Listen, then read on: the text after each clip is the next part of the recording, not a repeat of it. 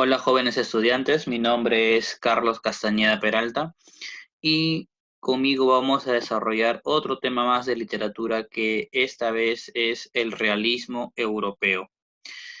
Este tema es realmente muy interesante porque nos va a contar una nueva posición acerca de la literatura que se opone completamente a lo que vimos en la clase anterior, que es en relación al romanticismo, ¿no? Esto ya es una posición mucho más objetiva, más descriptiva, en cierta medida dura, que intenta expresar el acontecer, el vivir del día a día, ¿no? Cómo es que se encuentra la sociedad en ese momento. No trata de mitificarla ni de idealizarla, simplemente de describirla. Bueno, vamos a empezar hablando acerca del contexto histórico. Es un movimiento literario que surge en Francia como una reacción contra el romanticismo, aproximadamente a inicios de la segunda mitad del siglo XIX, donde destacan escritores como Stendhal, Balzac, Flaubert. Se define fundamentalmente por la objetividad al buscar la descripción detallada del ambiente social, el contexto histórico, las conductas y las vivencias de los personajes. También tenemos que tener en cuenta que en este momento Europa experimenta el imperio de Napoleón III en Francia. En el caso de Rusia, la revolución industrial se inicia casi al mismo tiempo que en los países europeos, pero mientras que en la Europa agrícola el régimen feudal había desaparecido hace más de 100 años, Rusia todavía mantenía un régimen esclavista y feudal, ¿no?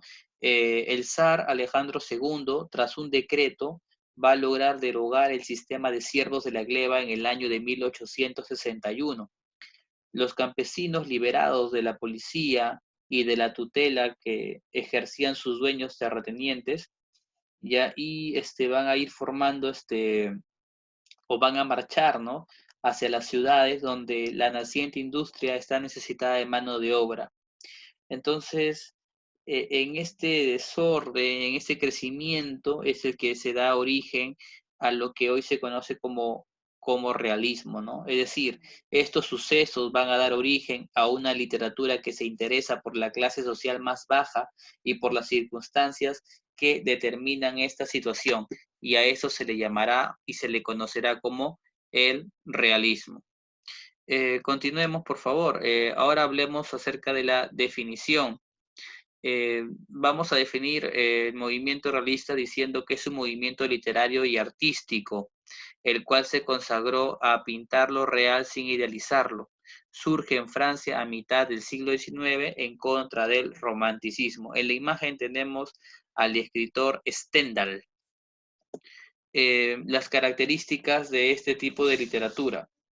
Bueno, la primera es la verosimilitud u objetividad realista, ¿no? Esta nos indica que el escritor busca a través de sus novelas reflejar la realidad de muchas personas de su época. El predominio de la razón sobre los sentimientos. Esta característica nos indica que la mayoría de los protagonistas de las obras son arrastrados por sus pasiones, ¿ya? Eh, pero estas pasiones eh, no son desmedidas, sino que van a ser controladas por su racionalidad. En tal medida, eh, no están arrastrados, digamos, por las pasiones, pero sí por la necesidad, ¿ya? Por la necesidad. Eh, la capacidad de observación. Se emplea en estas obras descripciones detalladas a través de las cuales se reconstruyen ambientes reales, y también, por otro lado, se comienza a describir rasgos físicos y psicológicos de los personajes. También hay que tener en cuenta que se permite realizar un cuidadoso análisis de las costumbres. Ahora, otra característica es la crítica a la moral burguesa, puesto que se muestra y también se reprocha la doble moral y las apariencias. Hablamos de otra característica que es la influencia del positivismo, ¿no? Se manifiesta a través de las historias que surgen a partir de la sociedad, el desarrollo de la tecnología, la pobreza, la explotación, etc. la siguiente característica será la preferencia por la narrativa, ¿no? Y esto es porque a través de la novela el escritor puede recrear su sociedad con un estilo sobrio y un lenguaje preciso. Por ello, prefieren la novela y el cuento en vez de la poesía. Y por último, tenemos la predilección por los escenarios urbanos, y esto es básicamente porque las historias que se cuentan en el realismo se van a desarrollar en las ciudades, ¿no? Eh, Vamos a hablar entonces un poco acerca de los representantes. Empecemos por Francia, ¿no? Por Francia. Eh, Acá vamos a tener 4 escritores importantes para analizar. El primero será Stendhal. Su obra más importante es Rojo y Negro. Un dato para aprender de Stendhal es que él es el iniciador del realismo psicológico, objetivo, frío y cerebral, ¿ya? No solamente Stendhal escribe Rojo y Negro, también tiene obras como La Cartuja de Parma, eh, La vida de Enrique Burlard. ¿Ya? Rojo y Negro es su obra más celebrada. Trata del personaje principal llamado Julián Sorel, que apela a cualquier medio para ascender socialmente, propósito que finalmente lo conduce a la muerte, ¿no? Por otro lado, tengo a Gustavo Flaubert, eh, que es un sinónimo de perfección y equilibrio estético, ¿no? Su obra más celebrada es Madame Bovary, pero no hay que olvidar que tiene obras como Salomón, La educación sentimental, La tentación de San Antonio, pero Madame Bovary es la más importante, ¿no? Donde cuenta la historia de Emma. Emma escapa de la vida campesina al casarse con el viudo Carlos Bovary, pero al encontrar en él a un hombre aburrido, se enreda en aventuras apasionadas que la conducirán al suicidio, ¿no? Por otro lado está Honorato Balzac, que es el creador de la novela sociológica.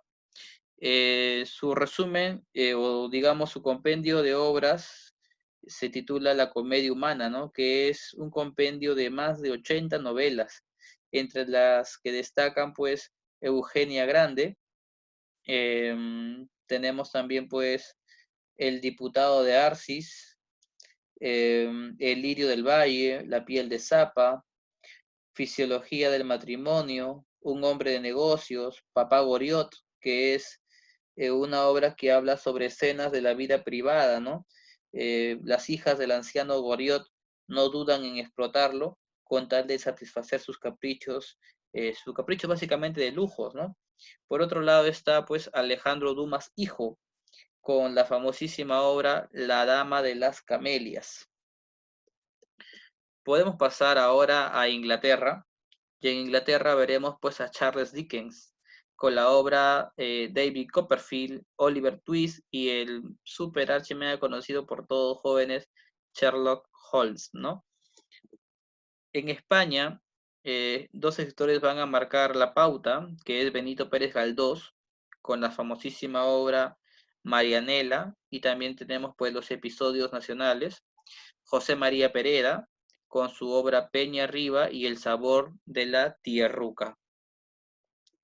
Rusia, acá sí tenemos que detenernos un poco porque es, digamos, se encuentra uno de los grandes escritores, en este caso Fedor Dostoyevsky, ¿no? Que vivió en el año de 1821 y fallecerá en 1881. Su obra más importante se titula Crimen y Castigo, pero no es la única. Sobre este escritor vamos a hablar más adelante, así que podemos dejarlo por el momento ahí y centrarnos en escritores como León Tolstoy, ¿no? Que es uno de los que trabaja un realismo crítico y subjetivo. Obras como Guerra y Paz, Los Cosacos, La muerte de Iván Ilich, Resurrección, y Ana Karenina, ¿no? Que es un relato de la infidelidad de la protagonista y las consecuencias de su acto que la conducen al suicidio. Luego tengo a Anton Chekhov, con una obra interesante, ¿no? Que se llama El Jardín de los Cerezos, aunque también tiene una obra llamada El tío Vania. Nicolás Gogol, con la famosísima Almas Muertas. Y bueno, de esta forma llegamos a hablar de Dostoyevsky.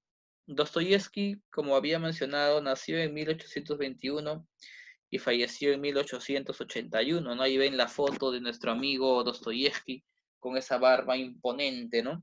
Él estudia en la Escuela de Ingenieros Militares de San Petersburgo, pero esto no impidió que se apasionara por la literatura y empezara a escribir.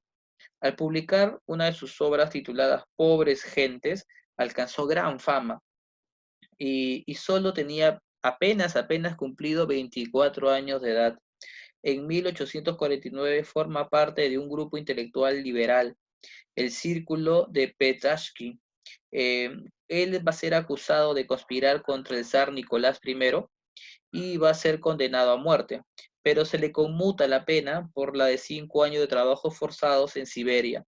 Al publicar Crimen y Castigo y El Jugador, él va a recuperar la fama, ¿ya? Entre las características que podemos mencionar, bueno, aquí hemos colocado pues profundo análisis de la subjetividad de los personajes, preocupación morales y religiosas, solidaridad con el sufrimiento humano, religiosidad atormentada, tendencia hacia lo dramático. Pero no podemos olvidar que Dostoyevsky fue el maestro de la novela psicológica rusa, ¿ya? Eso es algo que no se puede olvidar, como que también plantea ideas transgresoras, ¿no? O sea, ideas que intentan romper una ley o un estatuto.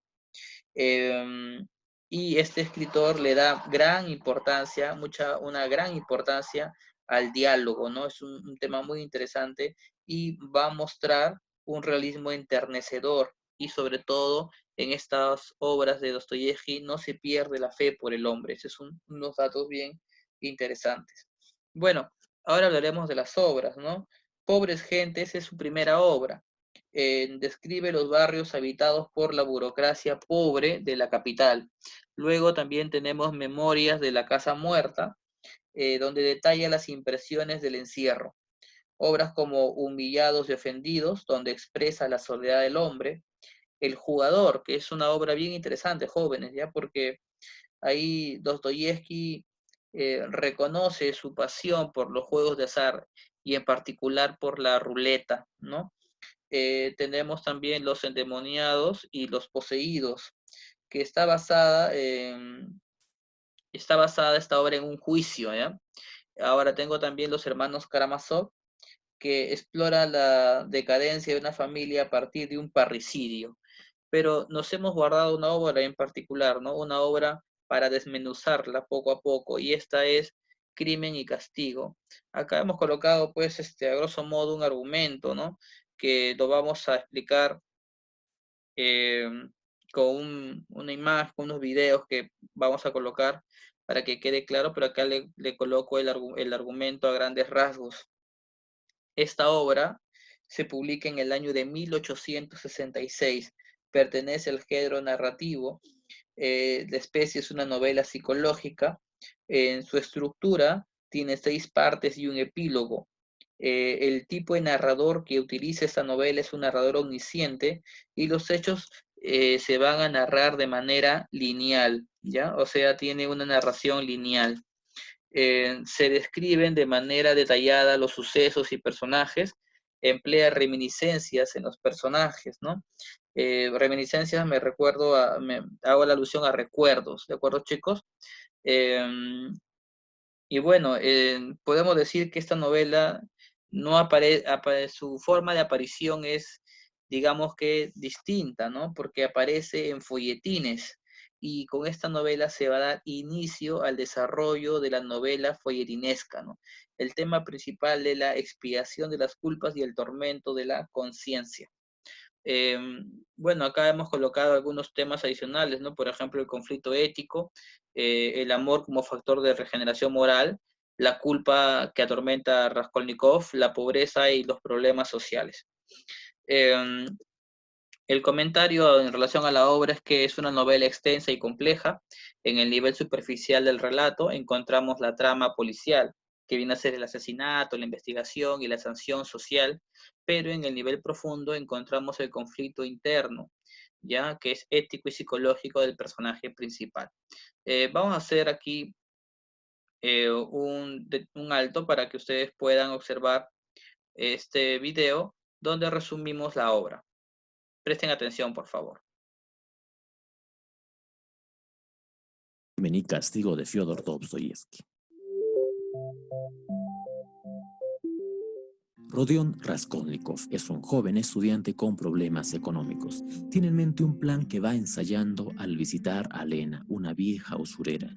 En una taberna conoce a Marmeladov, un hombre quien le confiesa su miseria, el alcoholismo. Su esposa Catalina está decepcionada de él y su hija Sonia tuvo que ejercer la prostitución a causa de este problema. Rodion acompaña a Marmeladov a su casa donde su esposa le recrimina por llegar ebrio y sin un centavo. Rodia contempla esta escena y deja un poco de dinero. Cuando llega a su habitación, recibe una carta de su madre. Su hermana había sido echada de su trabajo luego de ser acusada injustamente por supuestamente seducir a su patrón y ahora se casaría con un hombre llamado Lujin. Rodion entiende que ella lo hará por necesidad y esto le molesta. La idea de matar a Lena va madurando. Ahora está convencido que merece la muerte. Camina hacia su casa, se desanima y termina en una taberna en donde escucha que Lena estaría sola. Esta es la oportunidad. Toma un hacha, toca la puerta, pide un préstamo y sin tiempo para más, le inflige 2 hachazos perpetrando el crimen. Busca las llaves del cofre de dinero, pero escucha unos pasos. Era la hermana, no pueden quedar testigos, debe morir. Sin otra salida, Rodion también acaba con ella.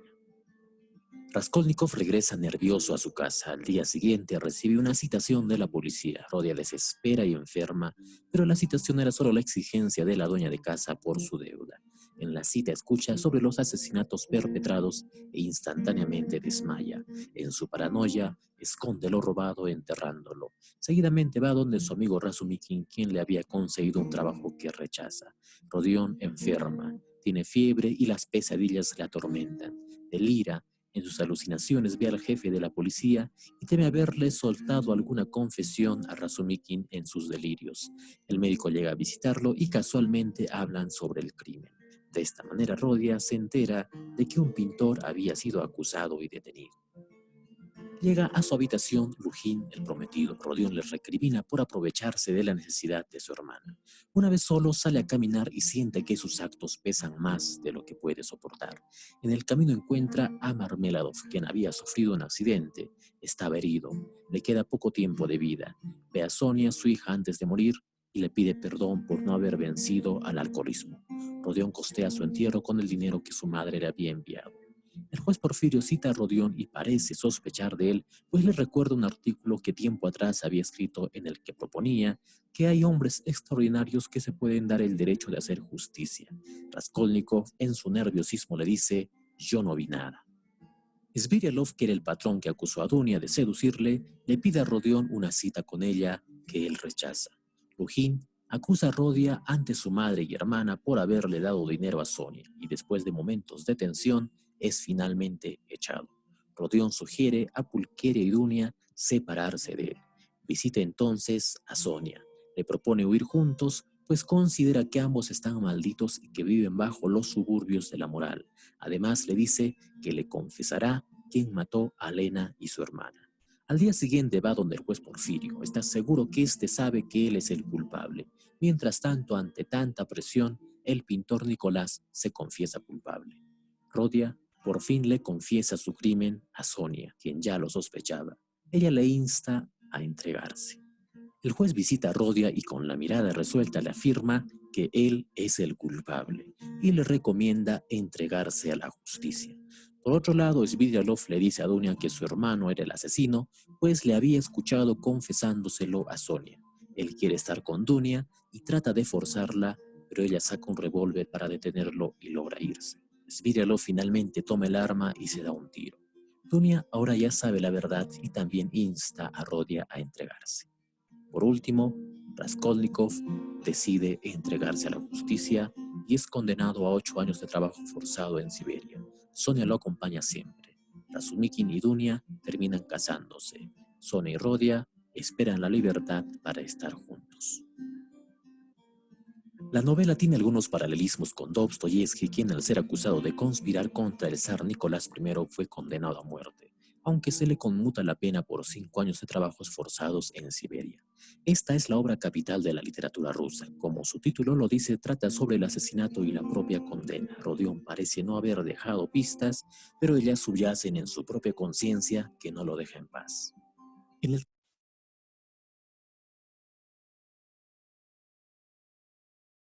Bien, jóvenes. Esta parte es bien interesante de la novela. Te acabamos de resumir todo el tema de lo que trata, pero ustedes tienen que entender que va mucho más allá. Está al punto de la psicología, los remordimientos, de los delirios que sufre León Raskolnikov.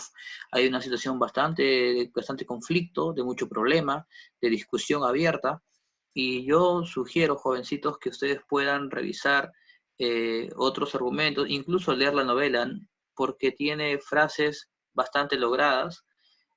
Sobre todo es llamativo la manera en la cual se muestra la perturbación del personaje.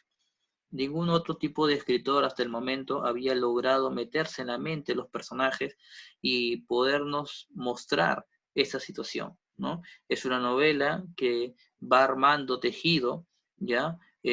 Donde el personaje no solamente muestra sus acciones diarias, sino que también nos permite observar sus miedos, sus temores, sus amores, sus pasiones. Es una novela que, si bien es cierto, habla de un tema bastante, digamos, trillado, como es el tema del asesinato, pero sin embargo va mucho más allá. Y esa es la grandeza de Dostoyevsky en esta, su mejor obra, Crimen y Castigo. Bueno, jóvenes, esto ha sido todo hasta el momento. Eh, Obviamente les vuelvo a invitar, si es que hubiese preguntas, tuviesen dudas, por favor, escríbanme, que yo gustoso de poder absolverlas, de poder contestarles y a ver si llegamos en el debate, en la conversación, a mejores ideas, ¿verdad? A descubrir algunos puntos que antes no habíamos observado. Bueno, conmigo será hasta una siguiente oportunidad. Les dejo un gran abrazo y espero que tengan una hermosa semana. Hasta pronto, chicos.